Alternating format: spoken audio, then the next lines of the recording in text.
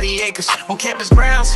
We gather round, discussing goals and dreams and life's adventures. The Texas Longhorns, they're the talk of the town. Podcast tales of the 40 acres, where we dive deep into the game day stories. From touchdowns to heartbreakers, we discuss it all. Texas Longhorns glory. Here we gather round each Thursday night, talking sports, it's so alright.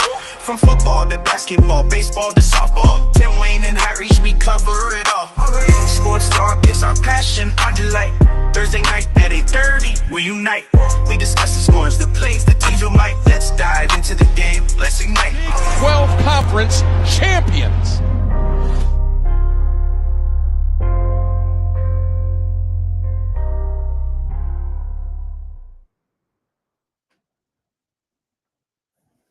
We have a little bit of updating to do on that intro. It's been a little while, so we should probably work on that.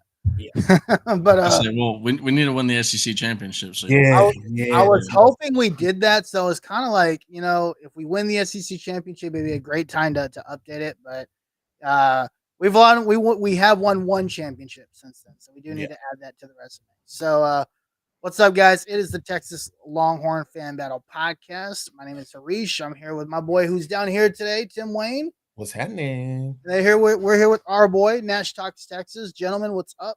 How's it going? Doing good. How you doing, man? Man, it's been a rainy week in Texas, especially in Austin. So for you guys that don't necessarily know how it is here in the great state here, it's usually hot, but it's been actually relatively cool here, especially in the morning. So I appreciate those, going on a little walk or whatever the case before going to work there. But other than that, it's been pretty good, man. Can't complain. Yeah, no, I love seeing the lakes getting filled up, man. Oh yeah, for sure. Well, yeah, that we need that, right? We need that, yeah. Desperately. Big topic in Texas. It's been a couple of years since the lakes have been filled up, so we'll definitely take that this time of year. What was I doing? Oh yeah, let's get introduced here. I'm sorry. Texas Longhorn Fan Battle Podcast, presented by FanBattleSports.com. FanBattleSports.com, where you can get the latest and greatest from the AFC South, including the Colts, the Texans, the Titans, and the Jaguars. FanBattleSports.com. Visit the site where you can find all of our previous episodes, all the information from articles that the fellas right there. FanBattleSports.com.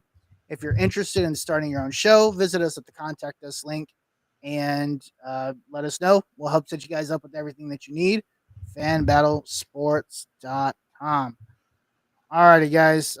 Follow us here on Twitter, Longhorn Fan Battle. And, of course, if you guys are on YouTube, like, comment, subscribe. If you're watching us on TikTok, welcome. Make sure to tap the screen and comment. Well, we're here with Nash, and it's going to be a good time. So, Nash, we got somebody here, Miller. Bragg, he's got a quick question for you. We'll let Miller ask his question, and we'll see what's up with that. But we appreciate you jumping in, Miller. Go ahead and welcome, and thanks for joining us today. But gentlemen, hey, I want to get right into it and start with the Texas baseball season review. Nash, we told you before the show, we are the casuals when it comes to Texas baseball. So as we look at the overall review of season one, what would you say are your overall thoughts when it comes to just the season in review? I mean, just one heck of a season. Really, really special. Not just start to the season, but just special season overall. Obviously, at the University of Texas, when you end in the regionals, that's gonna leave a sour taste in people's mouths. But I mean, just year one and Jim Schlossnagle, not just the Jim Schlossnagle era, but the SEC era, to go into the most dominant league in all of college baseball and to win the regular season outright. That's just, I understand how some people can be upset about the postseason play, but I just don't think anything can really take away from that. So that's just one really special season, in my opinion. Yeah, were you surprised with how this team played? Probably like even coming out just out of the gates and how hot that they started, especially in SEC play. Did that surprise you at all? Or was this like, man, the team had the talent. It was just a matter of getting a coach in there that could utilize it. Yeah, a little bit of both. I mean, really, it was just about getting a few more pieces and a few more arms. You look at like Jared Spencer, that was a major addition. Then you look at Dylan Volantis, that was a major addition. Those are both two guys that ended up starting for us. And you also have Dylan Volantis, he started off starting for us, and he transitioned to the closer role. He's going to be starting for us this next year. Mm. Then you go and you look at really Luke Harrison was the only like starter from the David Pierce era that stayed as a starter. Mhm. You had Max Grubbs, who I think he was just being used out of his role. He's best in that high leverage, just nails everything's on the wire type role where you come in, like runners on second and third scoring position. That's the type of environment that Max Grubbs thrives in, and he's not necessarily the guy that's going to go and give you 6-7 innings in the game. But you just look at that. I think that the one thing that Texas was missing last year with David Pierce was pitching, and Mm. you saw, Jim Schlossing will address that, and he brought in some pretty good pitchers. Now, really the season could probably have gone a little bit different if we have Jared Spencer still healthy. Right. I still think that Texas not only was talented enough, but was doing enough in the regional to win without Jared Spencer. We could maybe get into that later, but it's just it's. I think Jim Schlossnagle, he's done a really good job of addressing pitchers, but for the most part, the talent's been there, and I don't necessarily think it's like some big like coaching deal, more or less just being able to have the arms on the roster. Mm. Yeah. Tim, any thoughts there or any additional questions? The only question I have for Nash is, and I've been wanting to ask this since the season ended, is where does this team go from here, right? With the amount of talent that they've been able to pull in, especially since Sloss has gotten here, and the amount of talent that he's still adding even now. There was a couple of guys that landed in the portal that are going to be on the team next year. What do you think with the additions, and of course we got signings and stuff coming up here within the next season? What is the next step? What are you expecting as someone that is that has a vast knowledge of the game with the amount of talent that's being added to the roster? Where do we go next? Like, what would be the next steps? Do you mean like next steps for the upcoming season? What are like expectations rather? Oh, what are my expectations? I mean, it's too early to give my expectations. Okay. Because that's going to hinge a lot on not only the draft, like who gets taken away, because you got to watch. In baseball, it's one of these weird things where, like I was talking with somebody earlier, you can have the number one ranked class in the nation, but it doesn't matter if all the guys are going to the MLB draft. So it's just one of those things where you got to wait out the MLB draft. You also got to wait out the portal. I mean, for all that we know, there could be multiple players playing that are going to be Longhorns next year that are playing in Omaha right now. Really similar to Texas waiting for Jim Schlossnagle to get booted out of Omaha so that we can go ahead and hire him. Right. So really the portal is going to close on July 1st, and then you got the MLB draft on July 13th.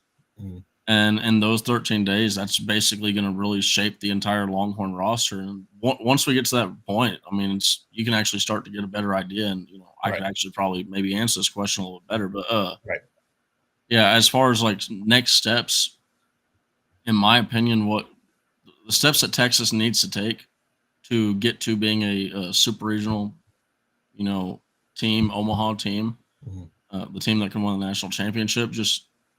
I think that you got Luke Harrison and Dylan Volantis. Really, I'm not saying that Ruger Riojas cannot be in the starter role, because I think he can be a starter. I think he can be an effective starter. He had got a sickness, like he had the flu mid-season. He lost 10 pounds, so that really affected his ability to pitch. Not making excuses or anything, but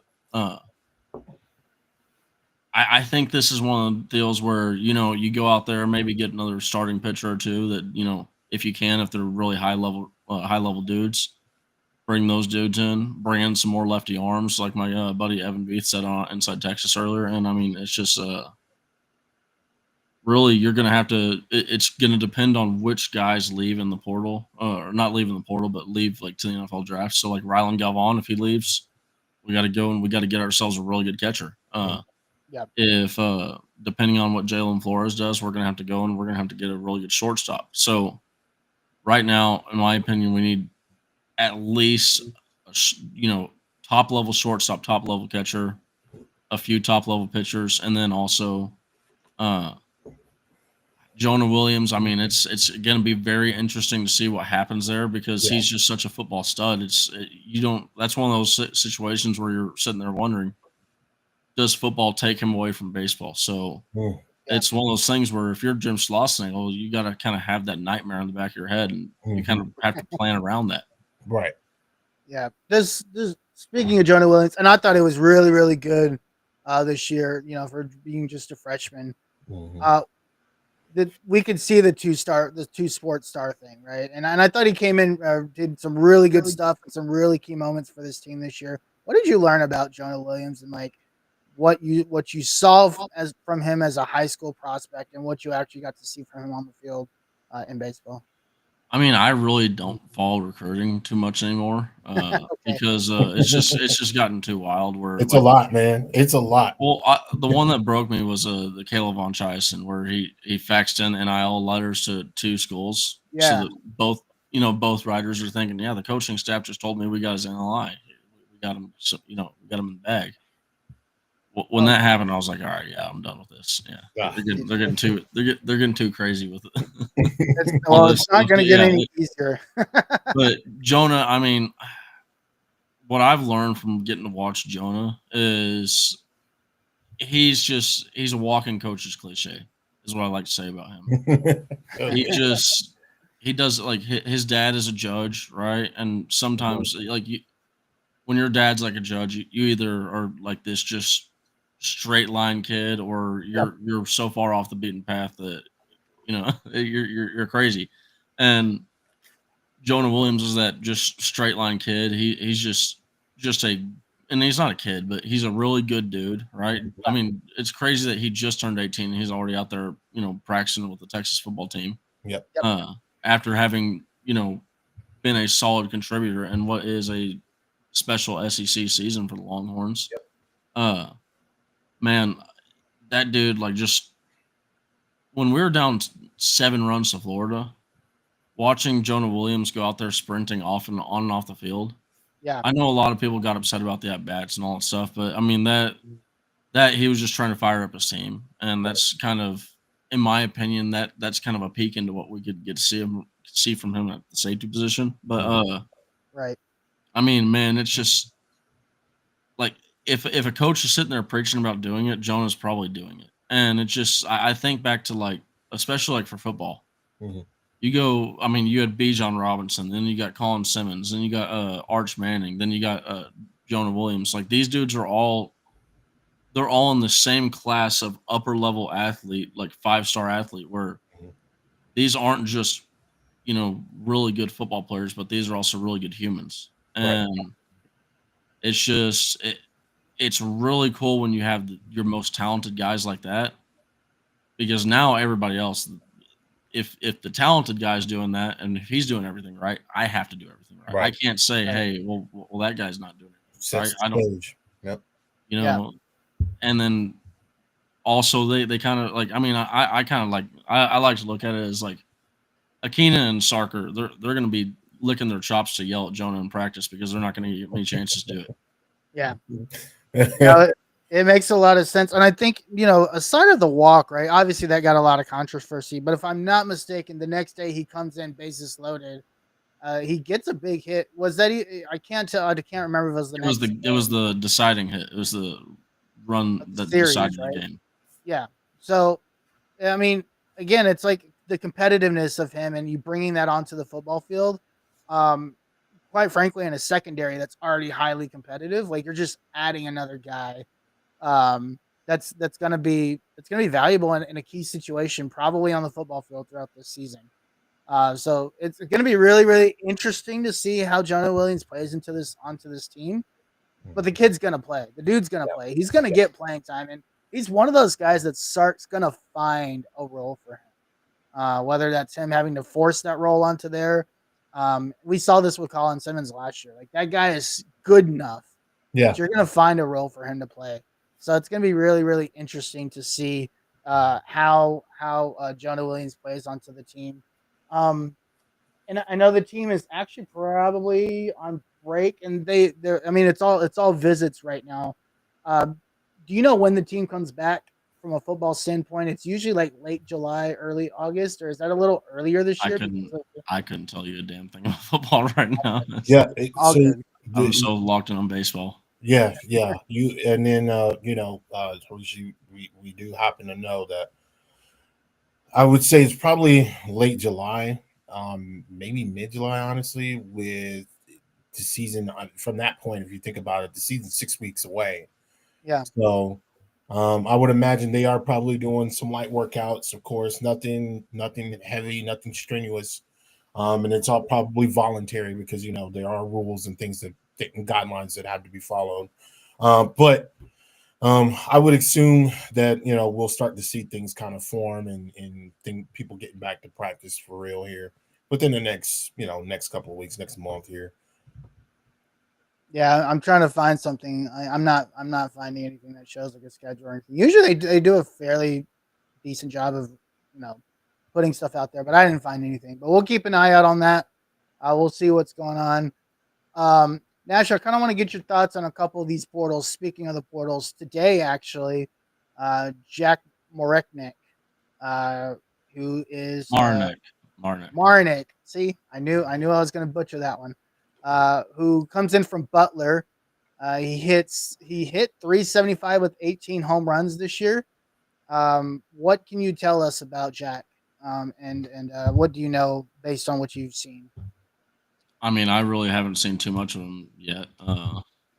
But I mean, everything that looking into his stats, this is a dude that could really. I understand that he was playing at Butler, but this is a dude that could really, really end up being a like legit contributor for the University of Texas. I mean, 18 home runs is nice, but I'm trying to scroll back and find where I sent this comment to somebody else chat. Butler had a graphic on him where he's top five, and it's like six different statistical categories. Jesus. And yeah, And it then was. Oh, so this is in March 20th. So this is like national statistics. This isn't just like their conference. He had a 1.583 OPS, a 1,037 slugging percentage. Batting average is 6 points under 500, so 494.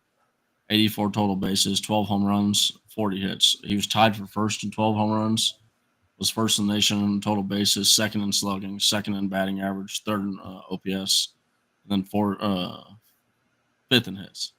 So he's top five in all those six categories through the March 20th. There, You got a all the guy way that through can March hit. 20th. Like this is a guy that if he can actually, if his play can, scale up and stay consistent with SEC play, I mean, this is like a potential Golden Spikes level dude. Yeah. Wow. I mean, especially a team that we really needed to get some hitting and some key moments this year. I think a bat like this could really be helpful. So yeah, I mean, I'd be really, really interested to see how things play out. They got another guy in the portal a couple of days ago. Do you know much about him? Josh Livingston, yeah, There you go. he's another guy that I mean he's rated actually right behind. I'm pulling up his stats right now. He's rated one spot behind Martinek. So, but this is another dude like he had 15 home runs last year. Not as great of a batting average, 284, but this is a guy that is looks likely unless we go out and get like some like top level like stud at first base. This is probably going to be the guy that plays first base. He's going to probably fit into that first base or DH role. He has the ability to play second base. Majority of his games that he played this year were second base or first base. So he's a guy that gives the coaches a little bit of a flexibility if you have another like if you remember when Ethan Mendoza went down. Mm. Yeah. Awesome. Well, hey, we'll keep as updated as we can on baseball. Like you said, baseball is insane. With the MLB draft and then also the portal, it kind of adds another wrench into things and Well, makes and it a real. that's the thing too is the Marnet guy. I don't know. It's not even a guarantee that he makes it on the campus. I don't Oh think wow. because Oh gosh, yeah. he's a draft eligible dude, I believe, and it's just a matter of whether or not the draft is going to take him. So Mm. Yeah. uh, and MLB, it's also kind of one of these weird things where it's not like the NFL where you have like a set, hey, you get drafted here and you get paid within this range. Right. Uh, the MLB, you could get drafted, in the sixth round and you could get paid what a third rounder gets paid. So it's just Really? yeah, Yes. they kind of well, I mean that might be a little bit out of what it is, but they're able to negotiate different pay levels. So like if Huh. MLB like that's where like a lot of leverage comes into play. Right. And that's one of the reasons why Raul Galvan is possibly likely to go to the MLB draft. Mm. So I mean, it's just like it's just leverage is a massive deal in the when you start talking about the draft. Yeah. Yeah. Hey, well, we'll keep a look at it. Hopefully, Marnik makes it onto the squad. We'll be interested to see what happens with this team. It was a fun first year, right? I probably watched more baseball this year than I'd like to admit. I mean, I watched a little bit last year. It just becomes really really difficult for someone like me to follow. But I was definitely locked in this year, and it was a lot of fun. So very very excited to see where this team goes. Very interested to see where the future is for this team. Real quick, Nash, I wanted to jump back here to this chat from Miller. Uh, Probably for you more than it is for us, but he wants to know if you have any advice on growing your Twitter following. He's trying to start up a sports Twitter and needs some advice. Uh, Anything you can fetch his way or throw his way. I mean, specifically on Twitter, that might be changed. I mean, this isn't some like political thing or anything like that. That might be changed. Like you might have to actually like get like a subscription for like the premium Twitter, like to kind of Yeah. because I've started to try like an alternate college baseball page. So and Yeah, it really doesn't even let your comments show up until you get to like premium to other Mm. people. So it's really. one. Well, it also it depends on like how organic you try and go about it, because then it starts to think you're about a bot. Uh, like if you got six followers and you're following 35 people, it looks like a pretty much body account. But I mean, Kind of it's just suspicious. Yeah, I would say no matter what, YouTube is probably one of the best like avenues for success Mm. to starting something. But yeah, no matter what you do, if you do Twitter, YouTube, Instagram, whatever it is, and honestly, Instagram and TikTok, those are really good platforms to start off on and to get your name out there. Uh, yep, but the best thing that you can do is be consistent. You just have to you have to start it and then you have to be consistent about it. Consistency is one thing that yeah, I've really struggled with recently, but it's you can end up in a kind of a loop where you say, "Hey, I'm going to start this. I'm going to start this. I'm going to start this," and you never start it. So you just have to start it at some point, and don't worry about how bad it is or how bad the product is because it does not matter how much you practice. You're going to whatever your first video is or whatever your first tweets or articles that you post are. You're going to look back at those and you're going to say, "Wow, that dude was an idiot." So it's just the entire. It's just one big learning process, and the other thing yeah, too is the funny part about that is that same dude that looked back and said, "Hey, that guy's an idiot." You're going to look back in a year later and say that guy was an idiot. So it's just one of those things where you never stop learning. Yep. yeah. And if Miller, I don't know if you saw our introduction video. That was us. That was the first intro video we'd ever made, right? Like, there you go. That was a year ago. And we were like, man, we need to change this. This is like all the blurry pictures. Like, I just realized all the videos that I took that were super blurry. listen, you're gonna learn. Things will come up, and over time, you're gonna get better and better. You're gonna learn more. You're gonna experience more. It's just like doing anything else in any other job that Yep. you're ever gonna. It's like riding a bike. Right? Exactly. You weren't doing the Tour de France the first time that you started riding. you were going Yep. up and down the driveway. If depending on how cutthroat your parents were, you're probably falling over the first few times. Or getting tossed over on the driveway. Yeah. No. My parents were not like that. They babied me, so I got to take the baby steps. So we're here for the long run on our ride. But hey, and again, don't worry about like the amount of followers or how many views does this get, or it's all about like what you love Yep. to do at the end of the day. Tim and I, and I'm sure Nash, we just love following Texas. Like this is what we love to do. It's just Well, fun. and if you do care about that, if you do care about like the followers and all that stuff, the one thing that I would say is just kind of also treat it like how baseball players and football players are supposed to treat it. You never know who's watching you, and you never know when your big moment could happen. So All it takes it's is just one.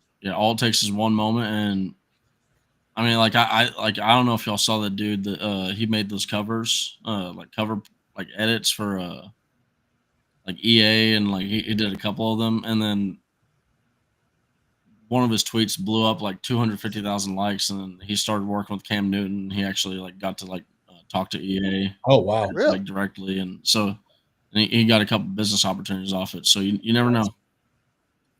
There you go. Yeah, that's a great example of just like it only takes one, right?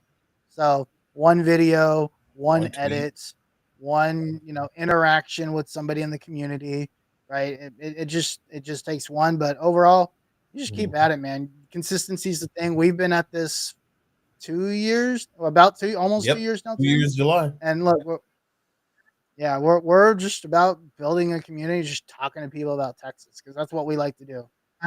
Tim and I, that's how we met. We talked about we met at EA, just uh, just working there, and then we just discovered that we both like Texas, and so we've been friends for years, and this is how we bonded, and so this is why we started the channel because we both like talking about Texas. We want to talk to other people about Texas, so it's just something fun for us to do, and I don't know where it's going to go. We'll just see what happens, right?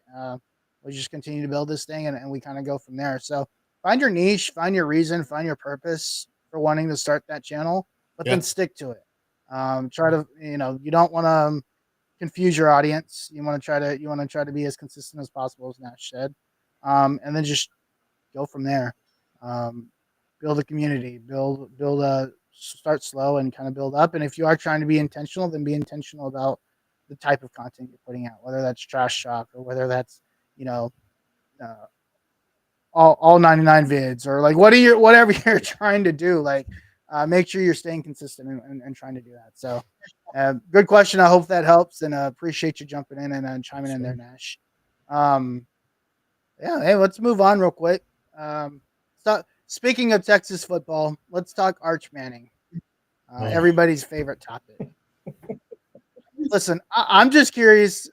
Tim and I did an episode on this a few weeks ago, probably actually a couple months ago at this point. Nash, we are also just like you. We were Quinn Ewers lovers, probably more than Tim. But as we exit the Quinn Ewers era and enter in the Arch Manning era, one of the things I've been adamant on is you're gonna have to be as patient with Arch than you are gonna be with Quinn, right? Like in my mind, there are going to be moments this year where Arch makes a mistake, and that is going to look abnormal to your casual fan.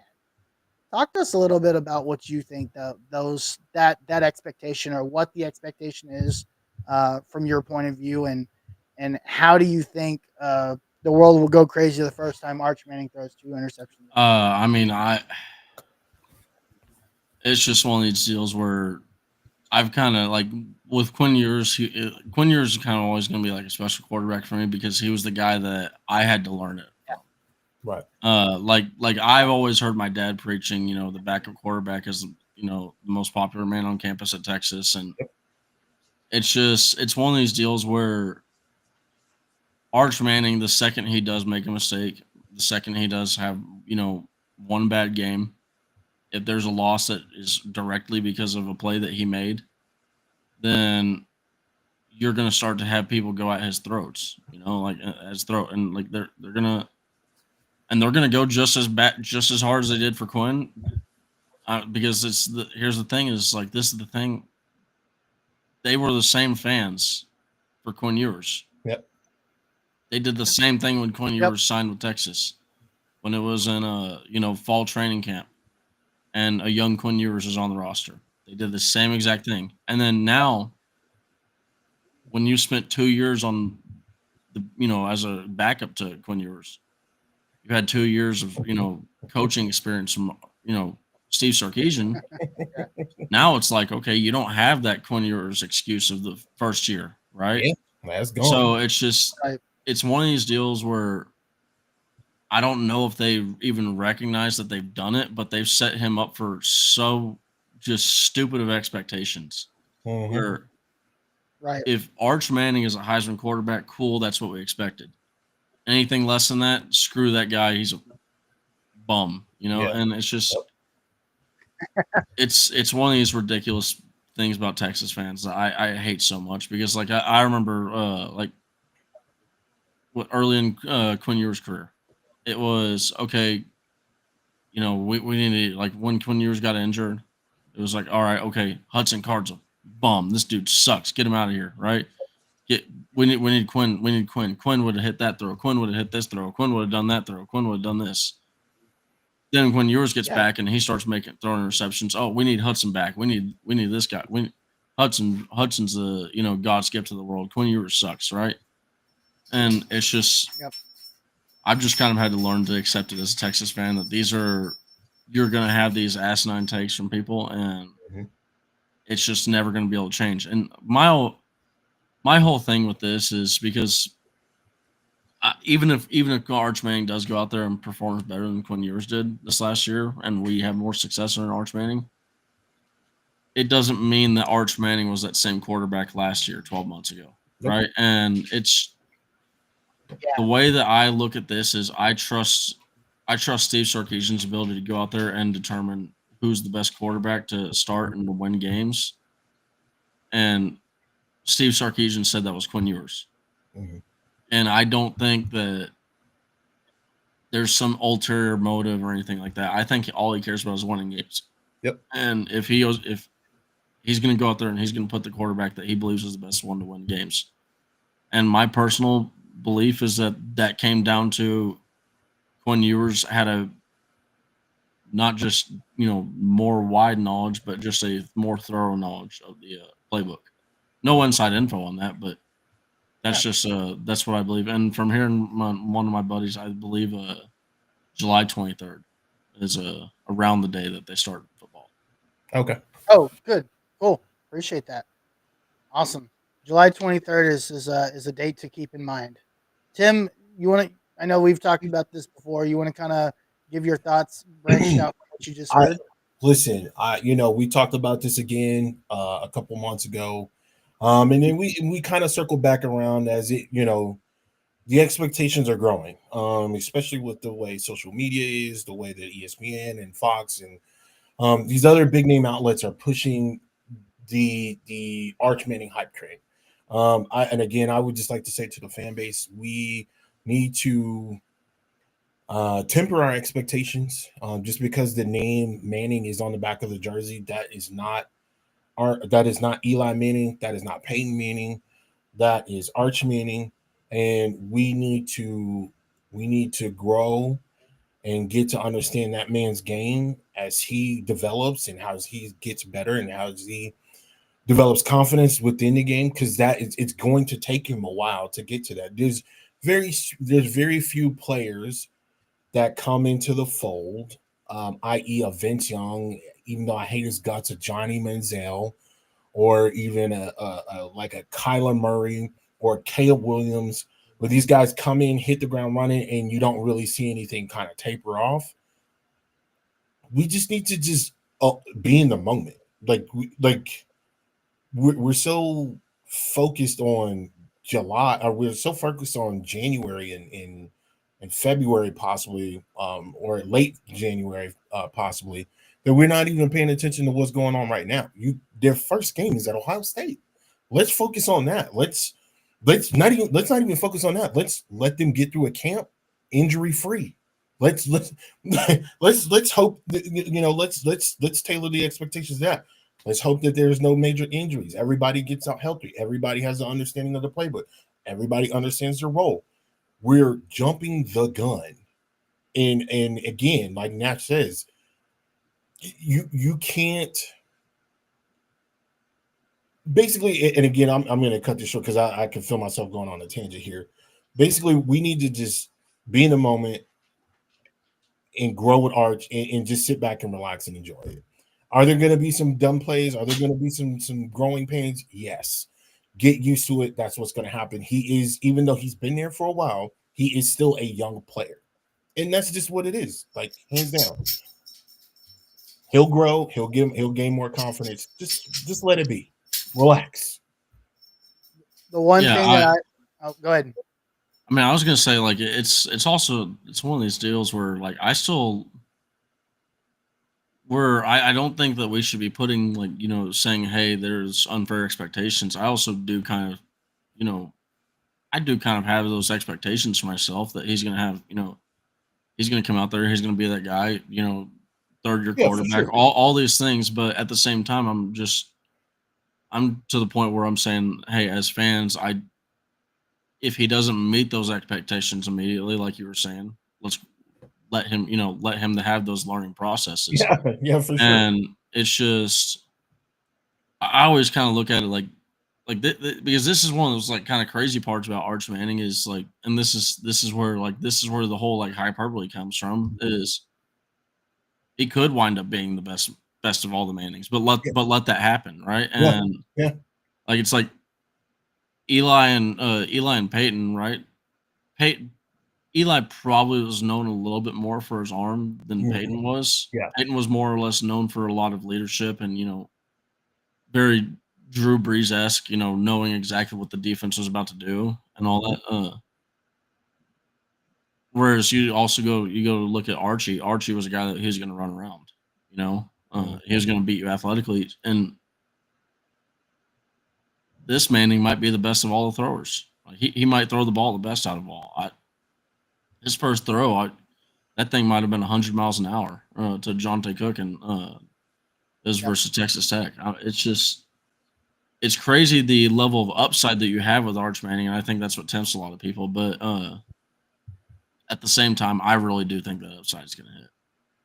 Yeah, I do too. But I do also understand that like he might throw a stupid pick against Sam Houston State. Like it's possible, right? And so my thing is like we can't blow up his spot. Let this guy develop. Let's enjoy it. I do think he's going to be a really good quarterback. I think he's going to be. I think he's going to definitely be better than Quinn. For sure.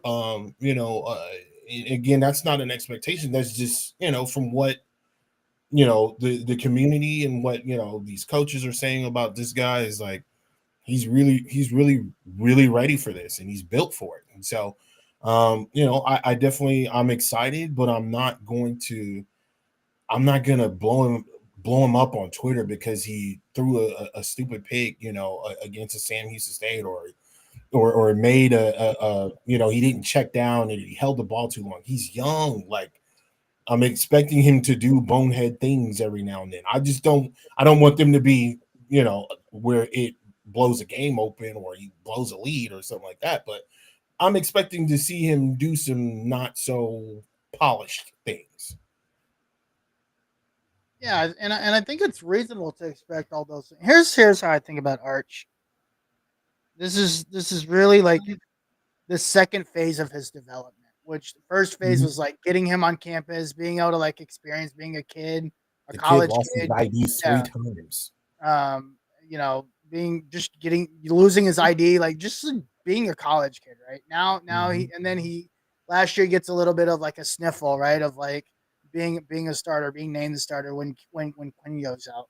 Now Mhm. he's the guy, and I think that brings on a different level of like expectation because Mhm. you, like Nash alluded to already, like you don't have a backup. You like you are the guy. Like you have a backup that is there for you if you are not, if you're hurt or whatever, right? And so I think that's going to bring some challenges. I'm not saying he's gonna fail or he's not gonna fail, but yeah, maybe he does miss the wide open check down on third down and 8 on the first drive of the game. Yeah. It's not a big deal, right? It's not the end of the world. He's not going to be perfect. And I think there's this unrealistic expectation that he needs to be. It's the And that if name. he isn't, it's like it's if he isn't, it's like, well, shoot, Peyton Manning never threw an interception. Listen, guys, I'm a Colts fan. I've seen Peyton Manning throw a lot of interceptions in very, very untimely, very, very untimely periods of time too. So, um, I think it's very, very realistic to wait to expect that something at Ohio State, the first drive, something can happen, right? He misses a wide open receiver. He doesn't see the edge coming, whatever. Something can happen, and maybe it causes a fumble. Maybe, Yeah. a ball is tipped at the line. I Yeah. think what we need to make sure is that we're patient and we understand that this is a 16-game season. Sark talks about this all the Yeah. time. Yep. In order to win a championship, you're going to hit bumps and bruises along the way. You know who hits bumps and bruises all the time? The Kansas City Chiefs. They hit bumps and bruises all the time. And the moment that you think they're not going to be able to be successful, boom, they're in another Super Bowl. So, like, let's just calm down and live life and enjoy this era because we're about to enter, like, we thought the Quinn Ewers era was fun, and it was a lot of fun. We're about to enter an era of quarterback play that we haven't seen on a year-to-year basis for a very long Yeah. time. Yeah. Obviously, Arch is going to be the most hype of that, but you have KJ, Dia Bell's coming in. We're going to have a lot of fun at quarterback over the next at least 5 to 6 years, right? Yep. And obviously, I'm sure beyond that. So just enjoy it because we have been in the pits of hell for so long Yeah. at the quarterback position that this is just fun for us, and it's Yeah. nice to kind of be returning. I don't want to use the other word, returning to great quarterback play. Well, and So that's been one of my biggest gripes with the people that get after Quinn. It's like, you're acting like what? You remember Tyrone Swoops? like, dude, like I remember when a defensive end that was transferred to that changed positions to tight end was our best passer in the year. I can't. There's a level of arrogance that I respect from Texas fans. I don't have it, but there's a level of arrogance that I respect. Yeah. I don't have Be able to complain about quarterbacks after having gone through the depths of hell that we have since Colt McCoy left. Yeah. I just and the only because I mean here's the crazy thing is like the only ones that look good they either got injured or they just literally couldn't play with how the roster was created. So yeah.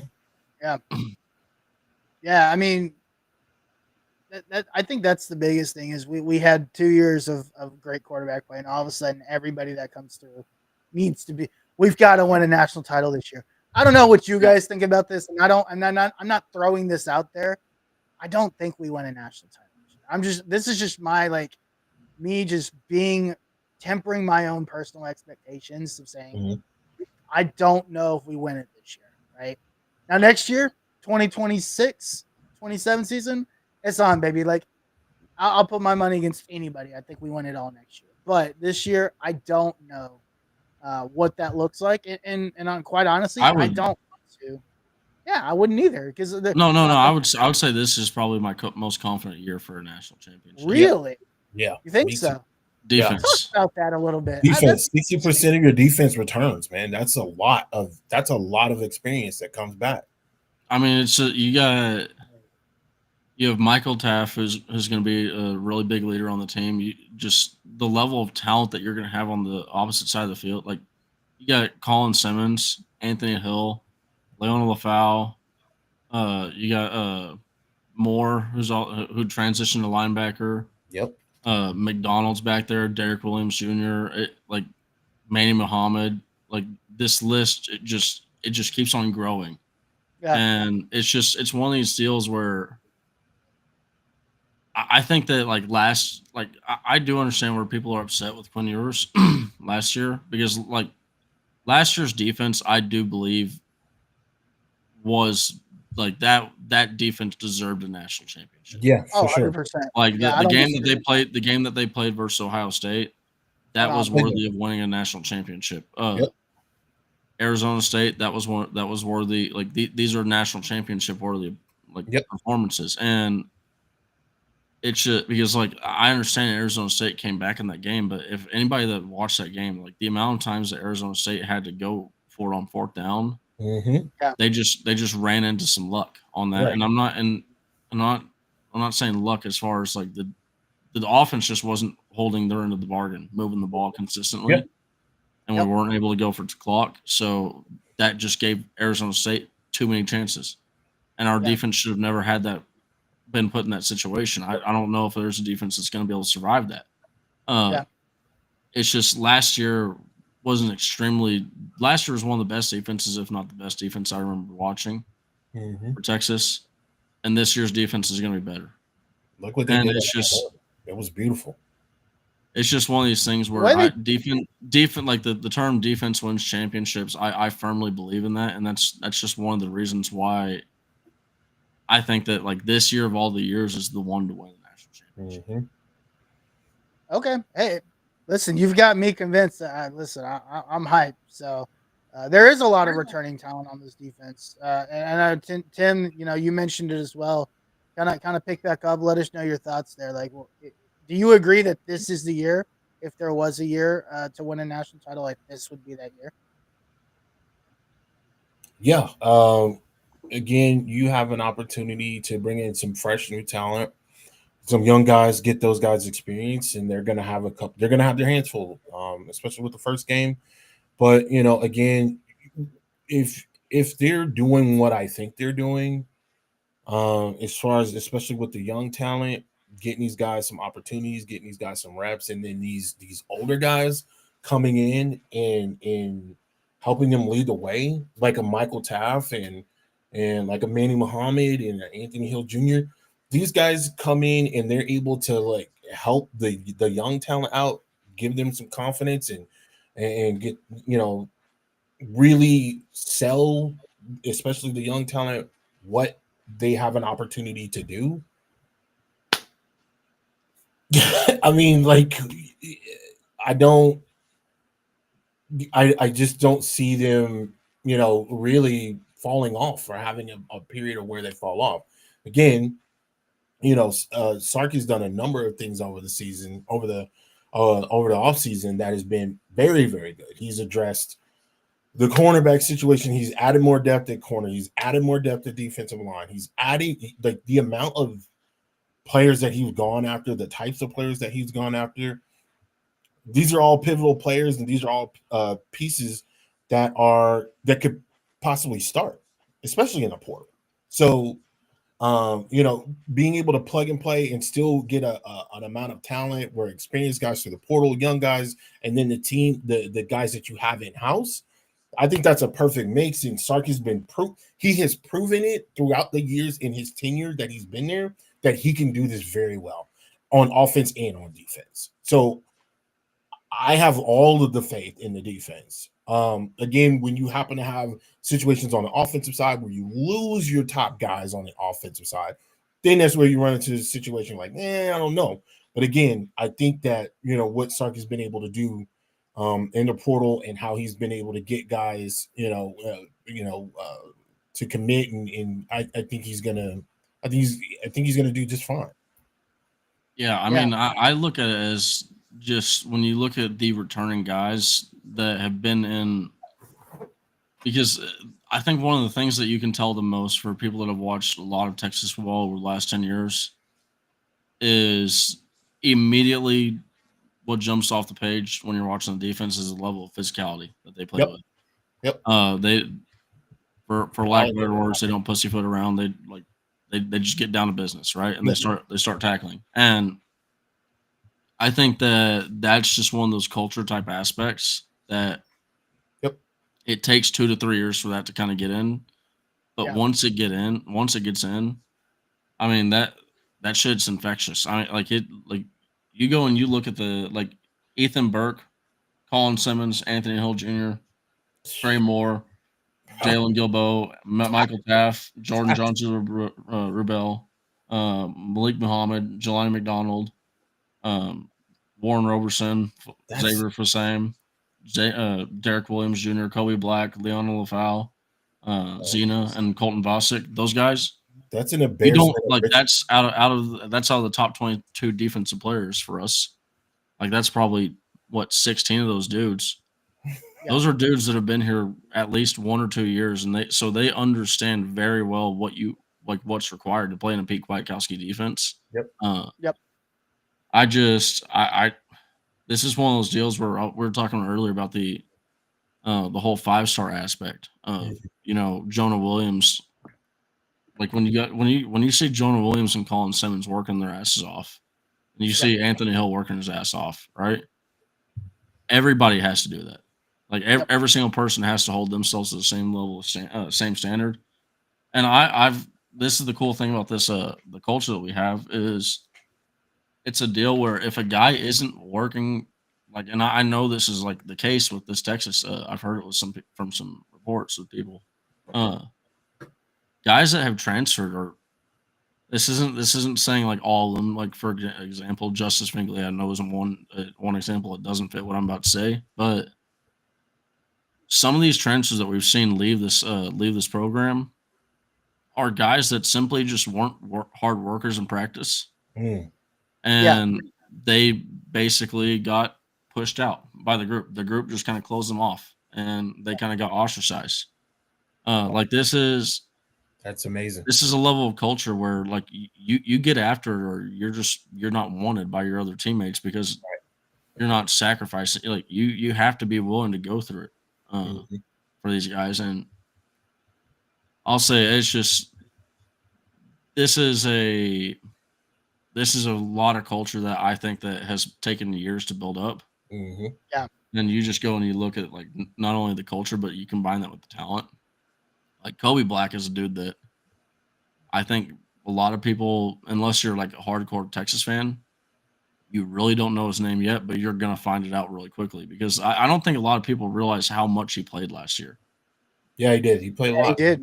He But played a lot. you just didn't notice it because he was doing really well. Mhm. Right. Yeah, no, that's a good point, and this is really the first year that like you could truly, truly, truly say this is Sark's team. Like, I don't Yeah, think no, there's this is Sark's team. This is Sark's yeah, team. There's no I don't there's no more Herman guys, right? I And mean, there might so be 1 or 2 guys that are recruited from Herman because of the whole COVID nonsense. Uh, that's what made it tricky. Yeah, yeah, but it's at this point, if you were on this team, you're a Sark guy. You're not a Herman guy at this Yeah. point. right. Yeah. Yeah, 1000%. and I would agree with that. And you mentioned it like guys that are just not willing to put the work in are getting pushed out, and that's how they become transfers. And then you're like, man, that's well, by the time they get to that point, you're just like, well, yeah, I mean, it makes a lot of sense. Like, where are you going to play at this point? Like, I get, and Justice Finkley, look, Justice Finkley, we all love Justice Finkley. His mom is, active on Twitter with the Texas community. Like, amazing dude, right? But there's just, that's one place. And you look at the edge talent that's coming in even past this year. That's just one place where, like, dude, you're going to have to fight your ass to get on the field on that position. There's just Yep. so much stinking talent on that defensive line. And really, when you look at the defense and how you build a team, Sark talks about it all the time. You want to build in the trenches, right? And when you have a defensive line that is that deep, you're gonna have to fight your ass off to get on the field. Yep. Yeah, and that's how it should be. Yeah, that's exactly how it should be because that's what sets the tone on Saturdays, every Saturday. And then when you get into the NFL, that's what sets the tone on Sundays, right? So yeah, I mean, I'm very very excited to see this this play out. Obviously, I wanted to talk about a little bit about Alan Clark as we look at defensive line recruiting and the momentum that it's picking up. And There's a couple things that stuck with me, but I know we're up and coming on time, so I want to be respectful of your time, Nash, and make sure that we let you out of here pretty as quick as possible. So, um, are you good to chat a couple minutes about Lalon Clark, or you got to get out of No, here? yeah, I can stay. I won't. I honestly see like this is when I tell you about like recruiting, the level of recruiting that I follow. I couldn't. I swear to God, I couldn't tell you. I couldn't tell you this position. I couldn't tell you what sport he plays. I couldn't tell you what state he's from. I know his name's Lalon Clark, but that's all I know at this point. Yeah. So I just All right. I've Well, tapped so far out of recruiting. oh, okay, you're good, man. Well, let me tell you about Lalon Clark. For those of you guys that don't know, is the defensive. He was a defensive. He was a GA at Ohio State this past season. And Texas brought him on. I guess as like an assistant coach or something. But whatever he's doing, he's tapping into recruiting a lot, and is actually a part of like when the guys get on campus this year, right? When these guys are on campus, he's the guy that a lot of guys are looking into, or like they're calling out as a guy that's like, dude, I went to Texas this weekend, and Lown Cart, that guy's legit. He's good. He's a good guy. He's the reason why I want to come to Texas. There is the number one defensive end prospect out of the state of Louisiana. I'm about to pull up his name right now because I totally forgot what it was, but he is essentially had built this relationship with Alan Clark since he was in middle school. The prospect was in middle school, and this is one of the top prospects in the 2026 class. And Alan Clark could single-handedly be the reason why this guy comes to Texas. I don't know if you guys have heard about this, but this has picked up a lot of steam over the weekend. And he actually had a visit last week. I'm trying to pull up his name. Give me Yeah, 25 Clark seconds is and the I'll Ohio pull it up. State coach that we grabbed. Yeah, I Yeah, he was. as soon as baseball took off, I checked so far out of football. And going 37-5 to start the season really does help keep your attention on baseball. So. Yeah, it does. Yeah. 100%. Yeah, that's fair enough. I agree with you The there. last I'm trying to last pull five his minutes are a name up. great testament to me. If anybody wants to argue about me being say no, you're not. You don't like Texas baseball more than you do football. Go back to the clip where I don't know who Lon Clark is. No, you're good. Hey, listen, we're not gonna put that information out there, so your secret is safe with us. Um, but give me a second here. Lamar Brown. Sorry, that's who it was. I totally. Yep, he's the number one prospect out of the state of Louisiana. Um, Literally, his high school. I heard today his high school oversees LSU Stadium. Oh wow. Like literally, you could look at the stadium and LSU's smack dab. Oh wow. And this guy has become what many believe after the recruiting visit this weekend. He's become a Texas lean. Now, what that means in June, absolutely Yeah, nothing. nothing. Right? If there's anything that we can tell you guys in NIL, the NIL area and recruiting in June, it doesn't mean a damn thing. But At this, it is nice to see all. I was gonna say at this point, dude, they can sign on your roster and they'll be gone before the fall hits. So it's Oh yeah. it's like that. That's why Right. I've checked out of recruiting. Yeah, it's it's such a ridiculous thing to happen.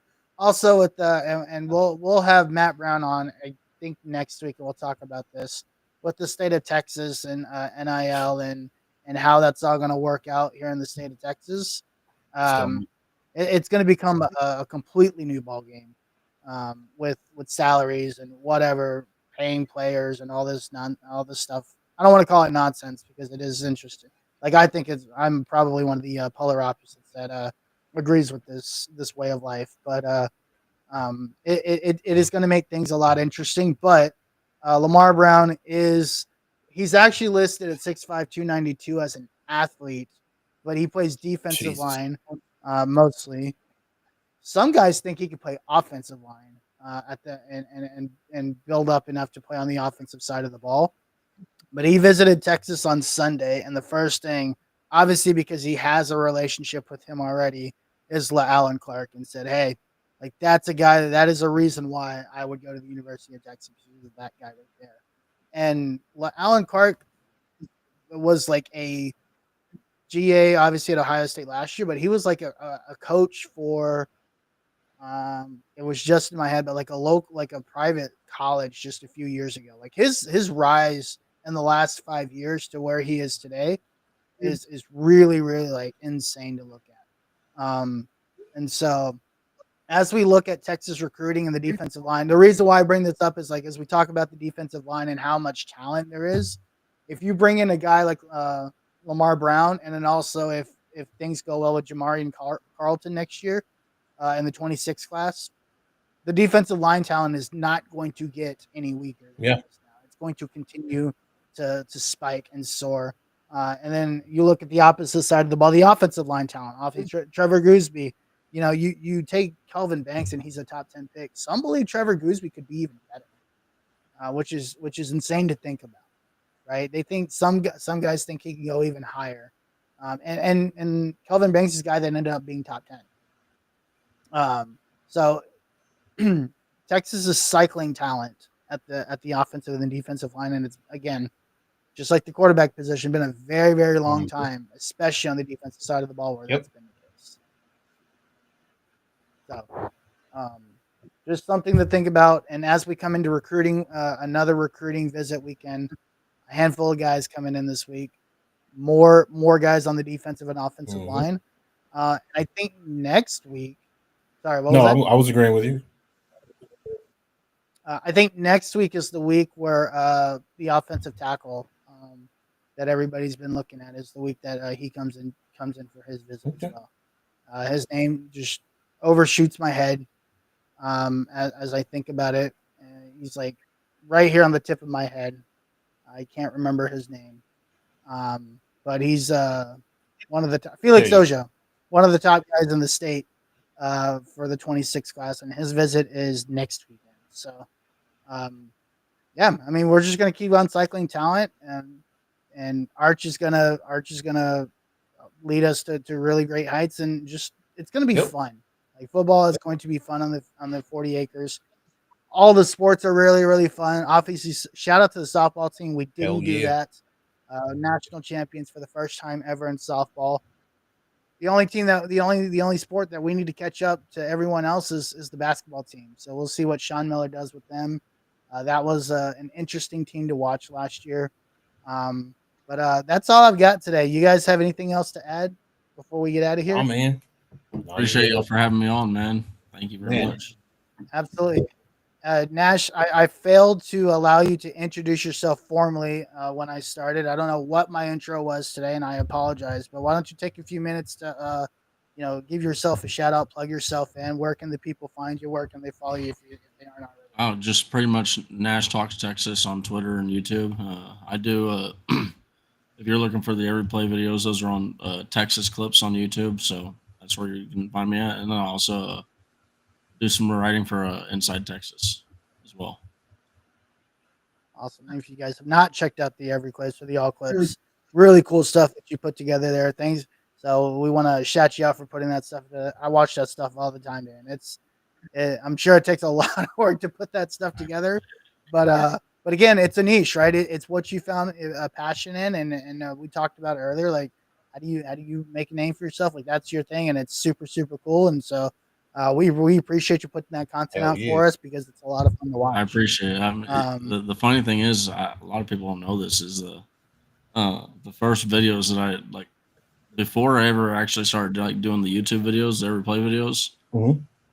For my own like for myself, like I would actually I had this like little jerry rig thing where I had a camera that was it was like a iPad camera that was just it was framed almost perfectly with my TV, and so I would just play my TV on the recording, and then I would record it on the iPad, and then I'd cut the things up on the before I knew how to screen record. So man. But I was basically making every play videos for myself before I made it for everybody else. There you go, guys. I mean, listen, whether it's Tim and I are racking up some kind of random intro video just from our iPhones, or Nash using in his iPad to record his Hey, TV. all it takes is an iPhone. Like, I mean, these things right here, these things The most are powerful some of the thing. best camera studio. Like, I mean, the way that I look at this too, like if Miller Bragg is still here, you don't. This is the other thing I want to say. You don't need any fancy equipment. Nope. Specifically talking about like if you look at like even just like streamers, two of the biggest streamers right now in video games are Sketch and Jinxie. Yep. Sketch main right now, yeah, he does use nicer computers and nicer cameras, and you know everything's more clear, and he's in a really nice room. Go look at the videos that made him famous. Go look at the videos that got him awareness. He's got a damn TV trade holding up a Texas and a Bengals helmet, and it's like it's just like in some scuffed ass room. But and like to like somebody pointed this out. They're like, hey, you know what? Those cheap cameras, though, if you're the type of guy that wants to rage and you know beat your camera, you know, throw your camera across the room. The That's cheaper what you cameras, want. those are the ones that you can. You don't have. You're not Perfect. worried about ruining a Yep. $500,000 camera or something like that, right? Yep. You just, but so it's just, it's one of those deals where you don't need all this fancy equipment and all that stuff. Some of the, like, Uncle Lou on YouTube does a lot of great college football stuff. Yep. Everything he does is from an iPhone, or not everything, but majority of the stuff that he does from an iPhone. So it's just one of those deals where if you think that don't make an excuse about saying, hey, I need this sort of equipment, because if you can if you can chat on YouTube, you probably have the necessary equipment to at least make a video. Yeah. Yeah, absolutely, 100%. And you know, we Jim and I can kind of say the same thing. Like, we make all of our TikTok stuff is from our phones, right? All the stuff we post on there is from our phones. The template that we created for recruiting that we're starting to spike there. That's the template that I created on Canva on my phone and my computer, right? I remember when I started fanbattlesports.com, you know, 5 years ago, I had a cheap mic that I bought on Amazon. It was like $20, and I used I don't even remember where that camera is, but it's like a small little webcam. And so, yeah, I mean, you don't need like the latest and greatest to start this stuff out. What you need is to build a profile and build some consistency, and stick to it. The hardest thing to do is to be consistent. Consistency. When you do this. Yeah. Yeah, it is the hardest thing to do. Like, when people are like, oh, you know, you build content for a living, like that's the easiest job. Yeah, you try to get up and make sure that you make a 5-minute video every morning at 10 a.m. Yeah. and let me know that It's that's easy. it's like I know I mentioned the Jinxie dude, but like watching his stuff, like it's really cool. Like seeing like the videos of like where he's like been emotional, like talking to like he's going over his streaming schedule and like going over like the average viewers. And this is a dude that he streamed to, you know, for a year, or for a year to 2 years, he streamed to a single viewer, his dad, right? And then Yeah. but he streamed every single day for Mhm. 5 years straight. Like, and it's just that level of work ethic. A lot of people think it's just, you know, just talking into a camera, and there's no work that goes into it, right? And even if you're not doing a lot of video editing, there still is work that goes into this whole, like, you're still setting off a large portion of your time. You're still like at the end of the day, anything that you put a lot of your time into is probably considered work. But Yep. you never know when that big moment's going to come, and when that big moment comes, it's gonna you really just need to be prepared. You need to look at it as all that time that you spend, you know, all that consistency that you spend, you know, in front of 5, 10 viewers. You're preparing yourself for the time that you're going to be in front of 50 to 100 viewers, so that can turn into 500 and 1,000 viewers. Yeah. And it will come if you. I mean, if you put the time into it, just like you would, like if you were doing any other job. If you put the time into it, you want to be successful at it. You can be successful at it. You just have to be willing to put the time into it. And as we've already said, be consistent. So, you know, great question there earlier. We appreciate it, Miller. We'll, good luck to you on starting your channel, and let us know. Hit us up. Let us know. Let Nash know, and then we will we'll be glad to support you in any way we can if you have any questions or anything. But I missed a comment in the TikTok chat. Having my phone here. Shout out to Coach Dub, who shout out all of us. He said, "What a trio." And it just goes back to Nash. We appreciate you Sir. jumping here and on the show. I know we've tried to get you on a couple times, and it just hasn't worked out schedule wise. I hope we can do this again sometime in the future as we venture ourselves into Texas sports. So we really appreciate the time that you gave us today. Absolutely, same here, man. Thank you for having me on. Yes, sir. Yeah, absolutely. And Tim, before we get out of here, where can the people find Oh, you? you can find me at Tim Wayne on Twitter. You can also find me at the Longhorn Fan Battle Podcast, the Twitter account. Also, you can find me in the comments at the Longhorn Fan Battle Podcast TikTok account. Really appreciate you guys. We've gotten quite a few views here, especially profile views. A lot of comments. I haven't been able to get to every single one of them, but especially with the recruits that we've had come down the pike, and of course the women winning the the College World Series or Softball World Series. So again, we appreciate you all. We appreciate the people for sticking with us here.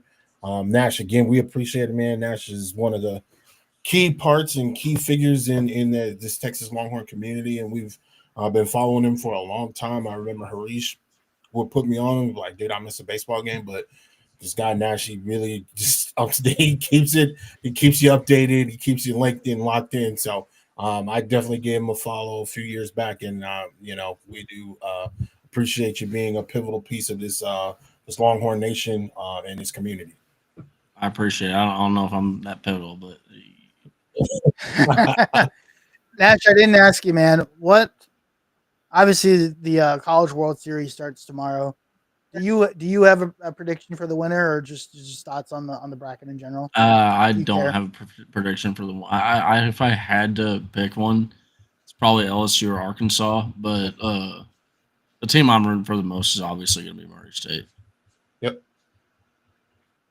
Oregon State. Murray State.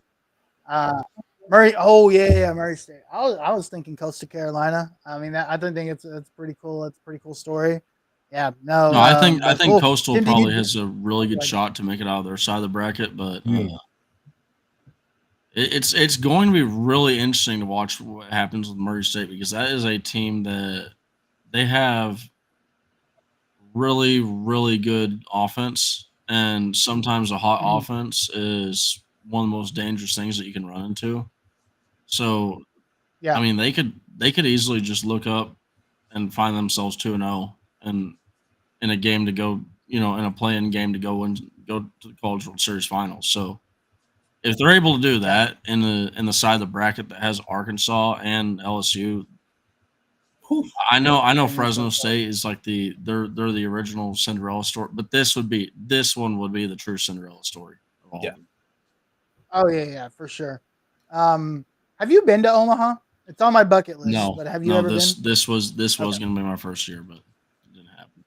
Oh, yeah. I don't know. I was just curious, like the park and like how it's built. If it's like a hitter's park, if it's a Oh pitcher's no, park. it's a big ballpark like Texas, so it's definitely going to be lean itself to be a pitching ballpark. Gotcha. Cool. Uh, Tim, do you have any thoughts on like who you would like to see win this thing? Again, I'm kind of like Nash. I don't have a dog in the race with Texas being out, so it's just like, and to be honest with you, there's so many teams that I just don't know about. I know that they are good teams, but I just don't know the ins and outs of these teams because there's so many of them, right? And when you get to down to the nitty gritty, and you get down, I know Arkansas is good. I know LSU is good. Yeah, I know Coastal Carolina. I've heard rumblings about them, but it's just so much. It's so much to take Yeah, in, and they happen to have different types of schedulings. They've got multiple games, so it's really hard to keep up with more than one team. But I look forward to it. I am going to watch it because I know for a fact that this is going to be really exciting to watch here. So I'm excited for it. I'm gonna be watching. I watched I watched women's do their thing, and that was fun. I had a great time watching that. So look forward to seeing the matchups and really just seeing some good competition. Yeah, for sure. Awesome. Well, you guys can find me at the Uncle Gandhi. Of course, find me at LH Fan Battle. Give us a follow, like, comment, subscribe on the video. Furiously tap the screen here on TikTok, and we would appreciate 550 likes there. Thanks so much, and give us a follow there on TikTok. Before we get out of here, I just want to let Oklahoma City fans know, um, sucks to be you, yeah, we'll get out of here. But if you guys don't have anything else for us, my name is Harish. This is my boy Sure. Tim Wayne. This is our boy Nash. We out of here. Peace. Peace.